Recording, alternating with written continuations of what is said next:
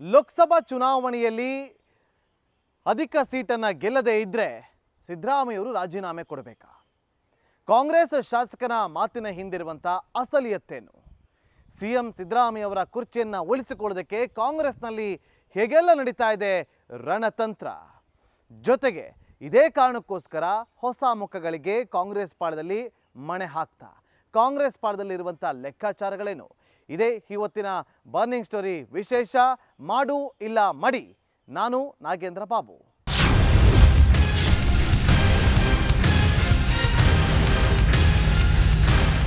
ರಾಜ್ಯದಲ್ಲಿ ಕಾಂಗ್ರೆಸ್ ಆಡಳಿತದ ಚುಕ್ಕಾಣಿಗೆ ಹೇರಿದ ಬಳಿಕ ಸಿದ್ದರಾಮಯ್ಯವರು ಸಿಎಂ ಕುರ್ಚಿಯಲ್ಲಿ ಕೂತ್ಕೊಳ್ತಾರೆ. ಅಂದಿನಿಂದ ಇವತ್ತಿನವರೆಗೂ ಕೂಡ ಪದೇ ಪದೇ ಸಿಎಂ ವಿಚಾರವಾಗಿ ಚರ್ಚೆಗಳು ಆಗ್ತಾನೆ ಇರುತ್ತೆ. ಸಿಎಂ ಬದಲಾವಣೆಯ ವಿಚಾರವಾಗಿ ಚರ್ಚೆಗಳು ಆಗ್ತಾನೆ ಇರುತ್ತೆ. ಈಗ ಲೋಕಸಭಾ ಚುನಾವಣೆಯ ಸನ್ನಿಹದಲ್ಲಿರುವಂಥ ಈ ಸಂದರ್ಭದಲ್ಲೂ ಕೂಡ ಸಿಎಂ ಬದಲಾವಣೆಯ ವಿಚಾರವಾಗಿ ಚರ್ಚೆಗಳು, ಲೆಕ್ಕಾಚಾರಗಳು ಜೋರಾಗಿದೆ. ಈ ಲೆಕ್ಕಾಚಾರಗಳಿಗೆ ಒಂದು ರೀತಿಯಲ್ಲಿ ಪುಷ್ಟಿಯನ್ನು ಕೊಟ್ಟಿದ್ದು ಕಾಂಗ್ರೆಸ್ನ ಶಾಸಕ ಕೊಟ್ಟಂಥ ಆ ಒಂದು ಹೇಳಿಕೆ. ಹಾಗಾದರೆ ಸಿದ್ದರಾಮಯ್ಯವರ ಪಾಲಿಗೆ ಲೋಕಸಭಾ ಚುನಾವಣೆಯ ರಿಸಲ್ಟ್ ಮಾಡು ಇಲ್ಲವೇ ಮಡಿ ಅನ್ನುವಂತಾಗಿದೆಯಾ? ಏನದು ತೋರಿಸ್ತೀವಿ ನೋಡಿ.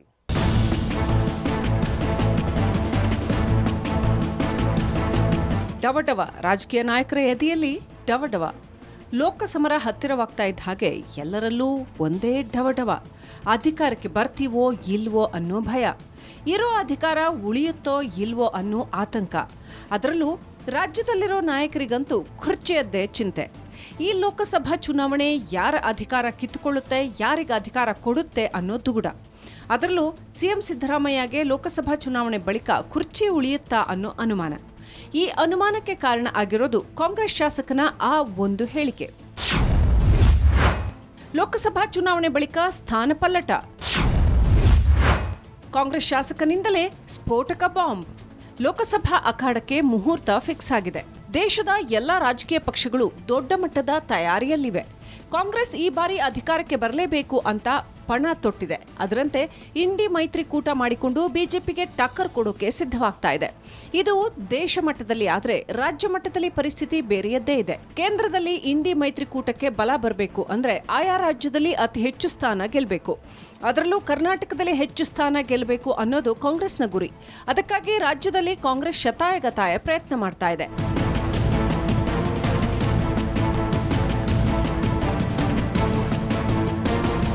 ಈ ಬಾರಿ ಕಾಂಗ್ರೆಸ್ ಅತಿ ಹೆಚ್ಚು ಸ್ಥಾನ ಗೆಲ್ಲೋದು ಅನಿವಾರ್ಯ.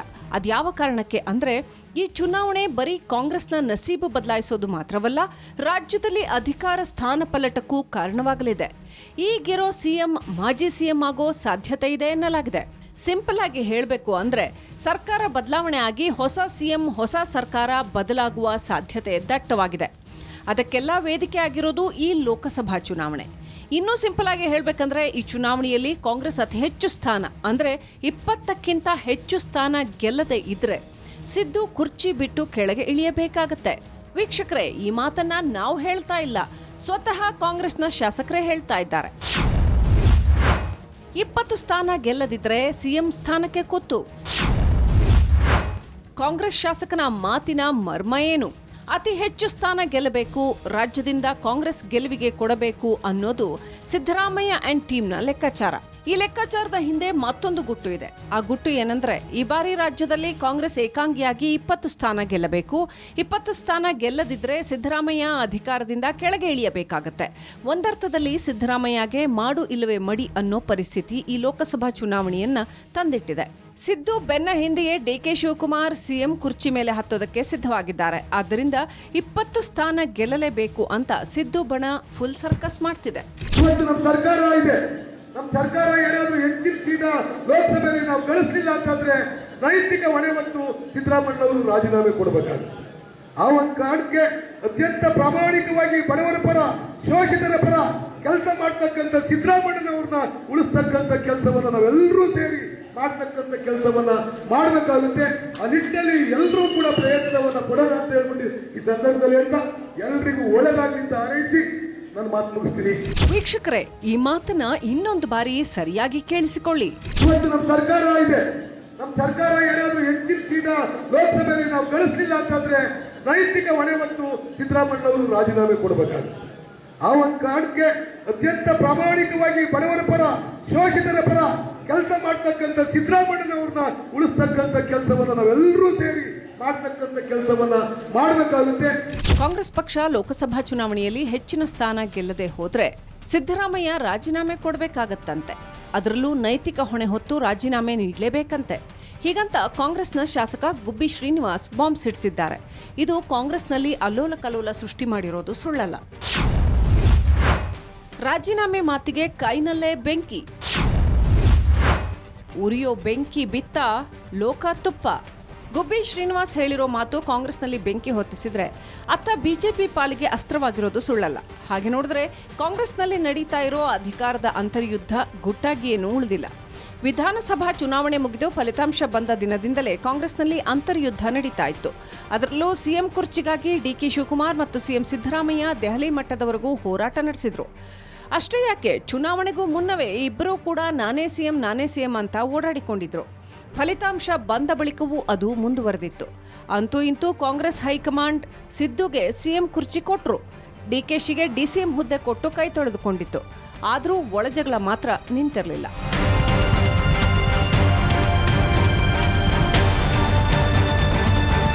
ಯಾವಾಗ ಸಿದ್ದು ಸಿಎಂ ಆಗಿ ಪಟ್ಟ ಅಲಂಕರಿಸಿದ್ರೋ ಆ ಮರು ಗಳಿಗೆಯಿಂದಲೇ ಕಾಂಗ್ರೆಸ್ನಲ್ಲಿ ಅಂತರ್ಯುದ್ಧ ಶುರುವಾಗಿತ್ತು. ಒಂದರ್ಥದಲ್ಲಿ ಎರಡು ಬಣಗಳು ಸೃಷ್ಟಿಯಾಗಿದ್ವು. ಒಂದು ಸಿದ್ದರಾಮಯ್ಯ ಬಣ, ಮತ್ತೊಂದು ಡಿಕೆ ಶಿವಕುಮಾರ್ ಬಣ. ಇದು ರಾಜ್ಯದ ಜನರಿಗೆ ಗೊತ್ತಿರೋ ವಿಚಾರವೇ. ಸಿದ್ದರಾಮಯ್ಯ ಬಣ ಇನ್ನು5 ವರ್ಷ ಸಿದ್ದುನೇ ಸಿಎಂ ಅಂತ ಘಂಟಾಘೋಷವಾಗಿ ಹೇಳ್ತಾ ಬಂದಿತ್ತು. ಆದರೆ ಡಿಕೆ ಬಣ ಇದಕ್ಕೆ ವಿರುದ್ಧವಾಗಿ ನಿಂತಿತ್ತು. 2.5 ವರ್ಷ ಆದ ಬಳಿಕ ಸಿದ್ದು ಬದಲಾಗ್ತಾರೆ ಅಂತ ಕೂಗು ಎಬ್ಬಿಸಿತ್ತು. ಹೈಕಮಾಂಡ್ ಮಟ್ಟದಲ್ಲಿ ಅಧಿಕಾರ ಹಂಚಿಕೆ ಆಗಿದೆ ಅಂತ ಹೇಳಲಾಗ್ತಿತ್ತು. ಆದರೆ ಈಗ ಲೋಕಸಭಾ ಚುನಾವಣೆ ಬಳಿಕ ಸಿಎಂ ಬದಲಾಗ್ತಾರೆ ಅನ್ನೋ ಮಾತುಗಳು ಕೇಳಿ ಬರ್ತಿವೆ. ಸಿಎಂ ಬದಲಾವಣೆಗೆ ಬಿಜೆಪಿ ಕೈಗೆ ಅಸ್ತ್ರ. ಕಾಂಗ್ರೆಸ್ ವಿರುದ್ಧ ಮುಗಿಬಿದ್ದ ಬಿಜೆಪಿ. ಕಾಂಗ್ರೆಸ್ ಶಾಸಕ ಸಿಎಂ ಬದಲಾವಣೆಯ ಮಾತುಗಳು ಆಡ್ತಾ ಇದ್ದ ಹಾಗೇನೆ ಕಾಂಗ್ರೆಸ್ನಲ್ಲಿ ಬೆಂಕಿ ಬಿದ್ದಿದೆ.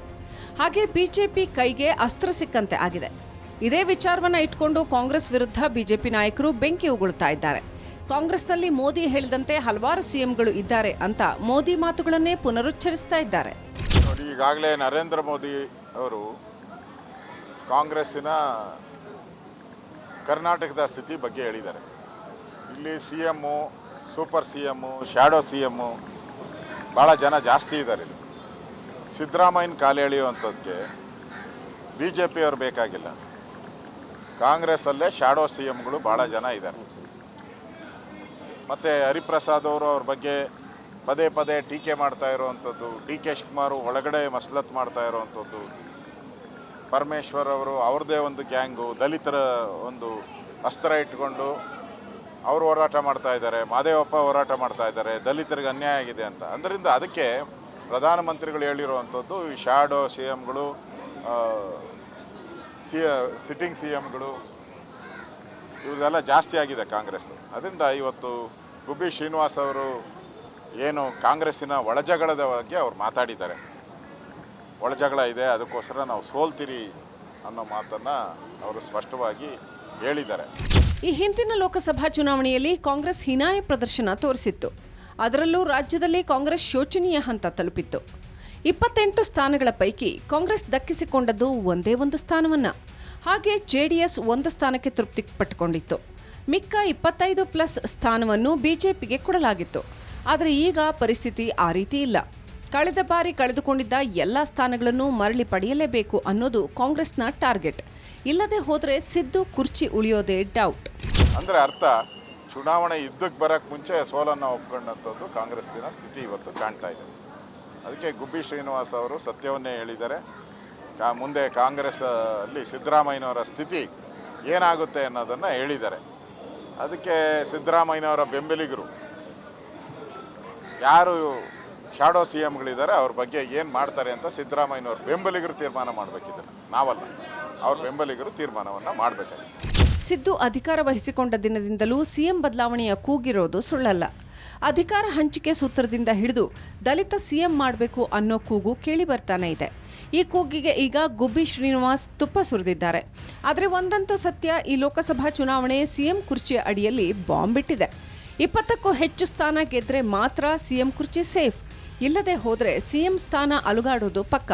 ಅದರಲ್ಲೂ ಕಳೆದ ಬಾರಿಯಂತೆ ಈ ಬಾರಿ ಏನಾದರೂ ಒಂದೇ ಒಂದು ಸ್ಥಾನಕ್ಕೆ ಕಾಂಗ್ರೆಸ್ ತೃಪ್ತಿ ಪಟ್ಟುಕೊಂಡಿದ್ದೆ ಆದರೆ ಕಾಂಗ್ರೆಸ್ ಮನೆಯಲ್ಲಿ ಬೆಂಕಿ ಹೊತ್ತಿ ಉರಿಯೋದಂತೂ ಅಕ್ಷರಶಃ ಸತ್ಯ. ಲೋಕಸಭಾ ಚುನಾವಣೆಯಲ್ಲಿ 20ಕ್ಕಿಂತ ಹೆಚ್ಚು ಸೀಟನ್ನು ಗೆದ್ದುಕೊಂಡು ಬರೋದಕ್ಕೆ ಸಿದ್ದು ಅಂಡ್ ಟೀಮ್ ಸಾಕಷ್ಟು ಲೆಕ್ಕಾಚಾರಗಳನ್ನು ಮಾಡಿಕೊಂಡಿದೆ. ಒಂದು ವೇಳೆ ಅದು ಆಗದೇ ಇದ್ದರೆ ಬೇರೆಯದ್ದೇ ಆಗುತ್ತಾ ಅಥವಾ ಸಿದ್ದು ಅಂಡ್ ಟೀಮ್ನ ಮುಂದಿರುವಂಥ ಲೆಕ್ಕಾಚಾರಗಳೇನು? ಕಾಂಗ್ರೆಸ್ ಪಾಳ್ಯದಲ್ಲಿ ಅಭ್ಯರ್ಥಿಗಳನ್ನು ಯಾರನ್ನ ಕಣಕ್ಕಿಳಿಸಬೇಕು ಅನ್ನುವ ಲೆಕ್ಕಾಚಾರಗಳು ಜೋರಾಗಿತ್ತು. ಆದರೆ ಕಾಂಗ್ರೆಸ್ ಪಾಳ್ಯದಲ್ಲಿ ಲೋಕಸಭಾ ಕ್ಷೇತ್ರಗಳಿಗೆ ಯಾರನ್ನ ಕಣಕ್ಕಿಳಿಸಬೇಕು ಅನ್ನುವ ಅಭ್ಯರ್ಥಿಗಳ ಭರ ದೊಡ್ಡ ಮಟ್ಟದಲ್ಲಿ ಕಾಡ್ತಾ ಇತ್ತು. ಅದೇ ಕಾರಣಕ್ಕೋಸ್ಕರ ಸಚಿವರ ಮಕ್ಕಳನ್ನು ಕಣಕ್ಕಿಳಿಸೋದ್ರ ಬಗ್ಗೆ ಕಾಂಗ್ರೆಸ್ನ ನಾಯಕರು ಪ್ಲಾನಿಂಗನ್ನು ಮಾಡ್ಕೊಳ್ತಾ ಇದ್ರು.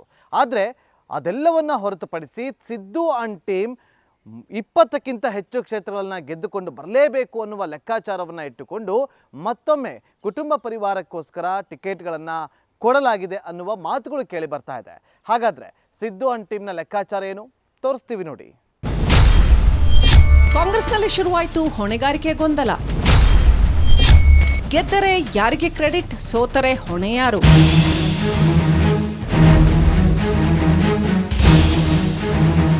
ಚುನಾವಣೆ ಇನ್ನೂ ಮುಗ್ದಿಲ್ಲ. ಈಗಾಗಲೇ ಕಾಂಗ್ರೆಸ್ನಲ್ಲಿ ಕ್ರೆಡಿಟ್ ವಾರ್ ಶುರುವಾಗ್ಬಿಟ್ಟಿದೆ. ಈ ಕ್ರೆಡಿಟ್ ವಾರ್ ಮುಂದೆ ಸಿಎಂ ಕುರ್ಚಿಗಾಗಿ ಯುದ್ಧವಾಗಿ ಬದಲಾದರೂ ಅಚ್ಚರಿ ಪಡಬೇಕಿಲ್ಲ. ಒಂದು ವೇಳೆ ಈ ಲೋಕಸಭಾ ಚುನಾವಣೆ ಕಾಂಗ್ರೆಸ್ ಉತ್ತಮ ಸಾಧನೆ ಮಾಡಿದ್ರೆ ಇಲ್ಲಿಯೂ ವಾರ್ ಶುರುವಾಗುತ್ತೆ. ಕಾಂಗ್ರೆಸ್ ಉತ್ತಮ ಸಾಧನೆ ಮಾಡಿದ್ರೆ ಸಿದ್ದು ಮತ್ತು ಡಿಕೆ ಶಿವಕುಮಾರ್ ಯಶಸ್ಸಿನ ಶ್ರೇಯಸ್ಸನ್ನ ಪಡೆಯೋದಕ್ಕೆ ಮುಂದಾಗ್ತಾರೆ. ಸೋಲು ಅನುಭವಿಸಿದ್ರೆ ಒಬ್ಬರನ್ನೊಬ್ಬರು ದೂಷಿಸಿಕೊಳ್ಳುವ ಸಾಧ್ಯತೆ ಇದೆ.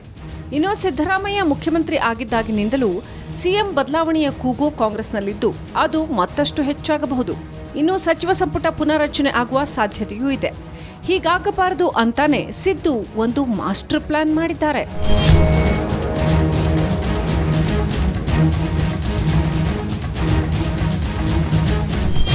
ಸರ್ಕಾರ ರಚನೆ ಆದಾಗಿನಿಂದ ಸಿದ್ದು ಮತ್ತು ಡಿಕೆ ಬಣದಲ್ಲಿ ಒಂದಲ್ಲ ಒಂದು ಒಳ ಕಿತ್ತಾಟಗಳು ನಡೀತಾನೆ ಇವೆ. ಮೇಲ್ನೋಟಕ್ಕೆ ಎಲ್ಲವೂ ಚೆನ್ನಾಗಿದೆ ಅಂತ ತೋರಿಸಿಕೊಂಡ್ರೆ ಏನೋ ನಡೀತಾ ಇದೆ ಅನ್ನೋ ಅನುಮಾನ ಮೂಡುತ್ತೆ. ಯಾಕೆಂದ್ರೆ ಸರ್ಕಾರದಲ್ಲಿರೋ ಎರಡು ಬಣಗಳು ಎತ್ತು ಏರಿಗೆ ಅಂದ್ರೆ ಕೋಣ ನೀರಿಗೆ ಅನ್ನುವಂಥ ಪರಿಸ್ಥಿತಿ ನಿರ್ಮಾಣ ಮಾಡಿವೆ. ಒಂದು ಕಡೆ ಅಧಿಕಾರ ಹಂಚಿಕೆ ಅಂದ್ರೆ ಮತ್ತೊಂದು ಕಡೆ ದಲಿತ ಸಿಎಂ ಅನ್ನೋ ಮಾತುಗಳು ಕೇಳಿ ಬಂದಿತ್ತು. ಮತ್ತೊಂದು ಕಡೆ ಡಿಕೆ ಶಿವಕುಮಾರ್ರನ್ನ ಡಮ್ಮಿ ಮಾಡೋದಕ್ಕೆ ಅಂತ ಡಿಸಿಎಂ ಕೂಗು ಕೇಳಿ ಬಂದಿತ್ತು. ಇದು ಕೆಲ ತಿಂಗಳುಗಳ ಕಾಲ ರಾಜ್ಯ ಕಾಂಗ್ರೆಸ್ನಲ್ಲಿ ಬೆಂಕಿ ಹೊತ್ತಿಸಿತ್ತು. ಡಿಕೆ ಬುಡಕ್ಕೆ ಡೈನಮೈಟ್ ಇಟ್ಟಿದ್ದ ಡಿಸಿಎಂ ಕೂಗು. ಸಮುದಾಯವಾರು ಡಿಸಿಎಂ ಕೇಳಿದ್ದ ಸಿದ್ದು ಆಪ್ತರು. ಕೆಲ ತಿಂಗಳುಗಳ ಹಿಂದೆ ರಾಜ್ಯದಲ್ಲಿ ಡಿಸಿಎಂ ದಂಗಲ್ ಶುರುವಾಗಿತ್ತು. ಇಲ್ಲಿ ಸೂಕ್ಷ್ಮವಾಗಿ ಗಮನಿಸಿದ್ರೆ ಸಿದ್ದು ಆಪ್ತ ಬಳಗದಲ್ಲಿ ಗುರುತಿಸಿಕೊಂಡಿದ್ದ ಕೆಲವರು ಅಕ್ಷರಶಃ ದಂಗೆ ಎದ್ದಿದ್ರು. ಅದರಲ್ಲೂ ಸತೀಶ್ ಜಾರಕಿಹೊಳಿ, ಕೆಎನ್ ರಾಜಣ್ಣ, ಎಂಬಿ ಪಾಟೀಲ್ ಸೇರಿದಂತೆ ಹಲವರು ಹೆಚ್ಚುವರಿ ಡಿಸಿಎಂಗಾಗಿ ಬೇಡಿಕೆ ಇಟ್ಟಿದ್ರು. ಸತೀಶ್ ಜಾರಕಿಹೊಳಿ ಒಂದ್ ಹೆಜ್ಜೆ ಮುಂದೆ ಹೋಗಿ ಮೇಲಿಂದ ಮೇಲೆ ಸಭೆಯನ್ನ ಮಾಡುತ್ತಲೇ ಇದ್ರು. ಸಮುದಾಯವಾರು ಡಿಸಿಎಂ ಮಾಡಬೇಕು ಅಂತ ಬೇಡಿಕೆ ಇಟ್ಟಿದ್ರು. ಒಟ್ಟು 4ರಿಂದ 5 ಮಂದಿಯನ್ನ ಡಿಸಿಎಂ ಮಾಡಬೇಕು ಅಂತ ಬೇಡಿಕೆ ಇಡಲಾಗಿತ್ತು. ಈ ಬೇಡಿಕೆ ಹಿಂದೆ ಬೇರೆಯದ್ದೇ ಲೆಕ್ಕಾಚಾರವಿತ್ತು. ಕಾಂಗ್ರೆಸ್ನಲ್ಲಿ ಡಿಕೆ ಶಿವಕುಮಾರ್ ಸ್ಟ್ರಾಂಗ್ ಆಗ್ತಿದ್ದಾರೆ, ಸಿದ್ದು ಹಿಂದೆಯೇ ನಿಂತಿದ್ದಾರೆ ಅನ್ನೋದು ಗುಟ್ಟಾಗಿ ಉಳಿದಿಲ್ಲ. ಹೀಗಾಗಿಯೇ ಸಿದ್ದು ತಮ್ಮ ಆಪ್ತ ಬಳಗದಿಂದ ಹೆಚ್ಚುವರಿ ಡಿಸಿಎಂ ಕೂಗು ಎಬ್ಬಿಸಿದ್ರು. ಈ ಮೂಲಕ ಡಿಕೆಯನ್ನ ಡಮ್ಮಿ ಮಾಡುವ ಪ್ರಯತ್ನಗಳು ನಡೆದಿದ್ವು. ಆದ್ರೆ ಲೋಕಸಭಾ ಚುನಾವಣೆ ಹತ್ರ ಬರ್ತಾ ಇದ್ದ ಹಾಗೇನೆ ಎಲ್ಲವೂ ತಣ್ಣಗಾಗಿತ್ತು. ಆದ್ರೆ ಈಗ ವರಸೆ ಬದಲಾಗಿದೆ, ಪ್ಲಾನ್ ಬದಲಾಗಿದೆ. ಈಗ ಲೋಕಸಭಾ ಚುನಾವಣೆಯಲ್ಲಿ ಕಾಂಗ್ರೆಸ್ ಏನಾದರೂ ಹೆಚ್ಚುವರಿ ಸ್ಥಾನ ಗೆಲ್ಲದೆ ಹೋದ್ರೆ ಸಿದ್ದು ಕುರ್ಚಿ ಬಿಟ್ಟು ಕೆಳಗಿಳಿಯಬೇಕಾಗತ್ತೆ. ಅದರಲ್ಲೂ ಕಾಂಗ್ರೆಸ್ ಶಾಸಕರೇ ಈ ಮಾತು ಹೇಳಿರೋದ್ರಿಂದ ಸಿದ್ದು ಎದೆಯಲ್ಲಿ ಢವಢವ ಶುರುವಾಗಿದ್ದು ಡಿಕೆ ಬಳಗದಲ್ಲಿ ಹಾಲು ಕುಡಿದಷ್ಟೇ ಸಂತೋಷವಾಗಿದೆ ಅಂದ್ರೂ ತಪ್ಪಾಗೋದಿಲ್ಲ.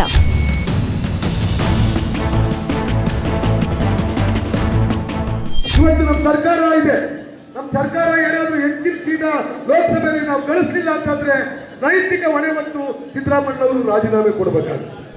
ಯಾವ ಕಾಂಟೆಕ್ಸ್ಟ್ ನಲ್ಲಿ ಹೇಳಿದ್ದಾರೆ ಅಂತ ಗೊತ್ತಿಲ್ಲ ನನಗೆ. ಆ ಕಾಂಟೆಕ್ಸ್ಟ್ ತಿಳ್ಕೊಂಡು ಮಾತಾಡ್ತೀರಿ. ಈಗ ನೀವೇನು ಮಾಡ್ತೀರಿ, ಕಾಂಟೆಕ್ಸ್ಟ್ ಬಿಟ್ಬಿಟ್ಟು ಕೇಳ್ತೀರಿ. ಕಾಂಟೆಕ್ಸ್ಟ್ ಏನು ಅಂತ ಗೊತ್ತಿಲ್ಲ ನನಗೆ. Look into the context and then react. ಸಚಿವರ ಮಕ್ಕಳಿಗೆ ಟಿಕೆಟ್ ನೀಡಿದ್ದೇಕೆ? ಕುಟುಂಬ ಕಲ್ಯಾಣದ ಹಿಂದೆ ಆ ಪ್ಲಾನ್.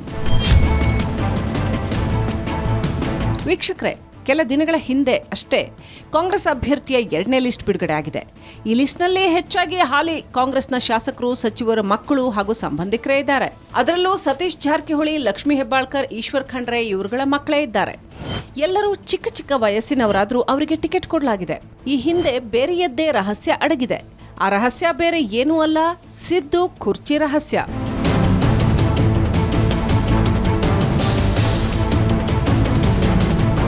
ಕಾಂಗ್ರೆಸ್ನಲ್ಲಿ ಲೋಕಸಭಾ ಚುನಾವಣೆಗೆ ಅಭ್ಯರ್ಥಿಗಳೇ ಇರಲಿಲ್ಲ. ಅಭ್ಯರ್ಥಿಗಳಿಗಾಗಿ ಕಾಂಗ್ರೆಸ್ ಹುಡುಕಾಟ ನಡೆಸಿತ್ತು. ಹಾಗೆ ಸಚಿವರಿಗೆ ಟಾಸ್ಕ್ ಕೂಡ ಕೊಟ್ಟಿತ್ತು. ಹಾಲಿ ಸಚಿವರು ಚುನಾವಣೆಗೆ ನಿಲ್ಲಬೇಕು ಅಂತ ಕಾಂಗ್ರೆಸ್ ಹುಕುಂ ಹೊರಡಿಸಿತ್ತು. ಆದರೆ ಸಚಿವರು ಚುನಾವಣೆಗೆ ನಿಲ್ಲೋದಕ್ಕೆ ಹಿಂದೇಟು ಹಾಕಿದ್ರು. ಯಾವುದೇ ಕಾರಣಕ್ಕೂ ಲೋಕಸಭಾ ಚುನಾವಣೆಗೆ ನಿಲ್ಲೋದಿಲ್ಲ ಅಂತ ಹೇಳಿದ್ರು. ಪ್ರಮುಖವಾಗಿ ಪ್ರಿಯಾಂಕ್ ಖರ್ಗೆ, ಸತೀಶ್ ಜಾರಕಿಹೊಳಿ, ಲಕ್ಷ್ಮೀ ಹೆಬ್ಬಾಳ್ಕರ್ ಚುನಾವಣೆಗೆ ನಿಲ್ಲೋದಕ್ಕೆ ನಿರಾಕರಿಸಿದ್ರು. ನಮಗೆ ಬದಲು ಕುಟುಂಬಕ್ಕೆ ಟಿಕೆಟ್ ಕೊಡಿ, ಗೆಲ್ಲಿಸ್ಕೊಂಡು ಬರ್ತೀವಿ ಅಂತ ಶಪಥ ಮಾಡಿದ್ರು. ಈ ಎಲ್ಲರಿಗೂ ತಮ್ಮ ತಮ್ಮ ಕುಟುಂಬಸ್ಥರನ್ನ ಗೆಲ್ಲಿಸಿಕೊಳ್ಳುವ ಅನಿವಾರ್ಯತೆ ಎದುರಾಗಿದೆ. ಕಾಂಗ್ರೆಸ್ನಲ್ಲಿ ಹೆಚ್ಚಾಗಿ ಹಾಲಿ ಶಾಸಕರು, ಸಚಿವರ ಕುಟುಂಬಸ್ಥರಿಗೆ ಟಿಕೆಟ್ ಕೊಡಲಾಗಿದೆ. ಅದರಲ್ಲೂ ಸಿದ್ದರಾಮಯ್ಯರ ಆಪ್ತರೇ ಇಲ್ಲಿ ಹೆಚ್ಚು ಟಿಕೆಟ್ ಪಡ್ಕೊಂಡಿದ್ದಾರೆ. ಸಿದ್ದು ಸೀಟ್ ಉಳಿಯಬೇಕು ಅಂದ್ರೆ ಈ ಎಲ್ಲರೂ ತಮ್ಮ ತಮ್ಮ ಮಕ್ಕಳು, ಸೊಸೆ, ಅಣ್ಣ ತಮ್ಮಂದಿರನ್ನ ಗೆಲ್ಲಿಸಿಕೊಂಡು ಬರಬೇಕಿದೆ. ಒಂದ್ ವೇಳೆ ಕಳೆದ ಬಾರಿಯ ಫಲಿತಾಂಶ ರಿಪೀಟ್ ಆದ್ರೆ ಕಾಂಗ್ರೆಸ್ನಲ್ಲಿ ಬೆಂಕಿ ಬೀಳಲಿದೆ. ಡಿಕೆ ಶಿವಕುಮಾರ್ ಆಪ್ತ ಬಳಗ ಸುಮ್ಮನೆ ಕೂರೋದಿಲ್ಲ. ಈಗಾಗಲೇ ಒಂದು ರೌಂಡ್ ಅಧಿಕಾರ ಹಂಚಿಕೆ ಸೂತ್ರದ ಬಾಂಬ್ ಹಾಕಿದ್ದಾರೆ. ಲೋಕಸಭಾ ಚುನಾವಣೆಯಲ್ಲಿ ಕಾಂಗ್ರೆಸ್ ಹೀನಾಯ ಪ್ರದರ್ಶನ ನೀಡಿದ್ರೆ ಸಿಎಂ ಕುರ್ಚಿ ಗಡಗಡ ಅಲುಗಾಡಲಿದೆ. ಹಳೆ ಮೈಸೂರಿನಲ್ಲಿ ಪಾರುಪತ್ಯಕ್ಕೆ ಕೈಪಡೆ ರಣತಂತ್ರ. ಬಿಜೆಪಿ ಜೆಡಿಎಸ್ ನಾಯಕರನ್ನ ಸೆಳೆಯಲು ಟಾಸ್ಕ್. ಹೆಚ್ಚು ಹೆಚ್ಚು ಸೀಟ್ ಗೆಲ್ಲಬೇಕು ಅಂತ ಹೊರಟಿರೋ ಕಾಂಗ್ರೆಸ್ ದೊಡ್ಡ ಮಟ್ಟದಲ್ಲಿ ಪ್ರತಿರೋಧ ಎದುರಾಗಿರೋದು ಹಳೆ ಮೈಸೂರು ಭಾಗದಲ್ಲಿ. ಉತ್ತರ ಕರ್ನಾಟಕದಲ್ಲಿ ಬಿಜೆಪಿ ಅಂಡ್ ಕಾಂಗ್ರೆಸ್ ನೇರ ಯುದ್ಧ ನಡೆಯುತ್ತೆ. ಇಲ್ಲಿ ಜೆಡಿಎಸ್ನ ಬಿಜೆಪಿಗೆ ಬೆಂಬಲವಾಗಿ ನಿಲ್ಲಲಿದೆ. ಆದರೆ ಮೈಸೂರು ಭಾಗದಲ್ಲಿ ಪರಿಸ್ಥಿತಿ ತೀರಾ ಭಿನ್ನ.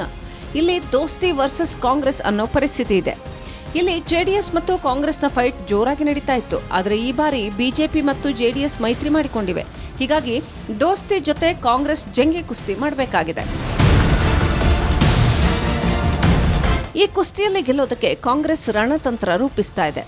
ಹಳೆ ಮೈಸೂರು ಭಾಗದಲ್ಲಿ ಕಾಂಗ್ರೆಸ್ ಸಭೆ ನಡೆಸಿದೆ.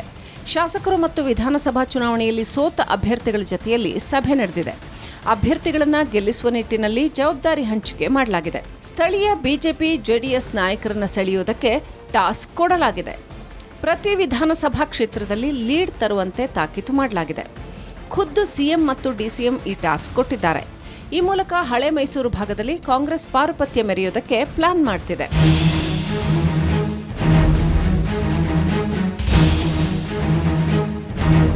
ಒಟ್ಟಾರೆ ಕಾಂಗ್ರೆಸ್ನಲ್ಲಿ ಲೋಕಸಮರದ ಬೆಂಕಿ ಬಿದ್ದಿದೆ. ಚುನಾವಣೆಗೂ ಮುನ್ನವೇ ಸಿದ್ದು ಕುರ್ಚಿ ಅಲುಗಾಡ್ತಾ ಇದೆ. ಈ ಸೂಚನೆಯನ್ನ ಸ್ವತಃ ಕಾಂಗ್ರೆಸ್ನ ಶಾಸಕರೇ ಕೊಟ್ಟಿದ್ದಾರೆ. ಅದರಲ್ಲೂ ನೈತಿಕ ಹೊಣೆ ಹೊತ್ತು ಸಿದ್ದರಾಮಯ್ಯ ರಾಜೀನಾಮೆ ಕೊಡ್ತಾರೆ ಅಂತ ಹೇಳಿರೋ ಮಾತು ಕಾಂಗ್ರೆಸ್ನಲ್ಲಿ ಟೆನ್ಷನ್ ಹೆಚ್ಚಾಗುವಂತೆ ಮಾಡಿದೆ. ಇದು ಸಿದ್ದು ಆಪ್ತ ಬಳಗಕ್ಕೆ ಕಹಿಯಾದರೆ ಡಿಕೆಶಿ ಆಪ್ತ ಬಳಗಕ್ಕೆ ಸಿಹಿ ಸಕ್ಕರೆಯಂತೆ ಆಗಿದೆ. ಅದೇನೇ ಇರಲಿ, ಈ ಬಾರಿ ಲೋಕಸಭಾ ಚುನಾವಣೆ ಕೇಂದ್ರದಲ್ಲಿ ಸರ್ಕಾರದ ಹಣೆ ಬರಹ ಬರೆಯೋದು ಮಾತ್ರವಲ್ಲ, ರಾಜ್ಯದಲ್ಲಿ ಸಿದ್ದರಾಮಯ್ಯ ಅಂಡ್ ಟೀಮ್ನ ಹಣೆ ಬರಹವನ್ನು ಕೂಡ ಬದಲಾಯಿಸೋದರಲ್ಲಿ ಅನುಮಾನ ಇಲ್ಲ.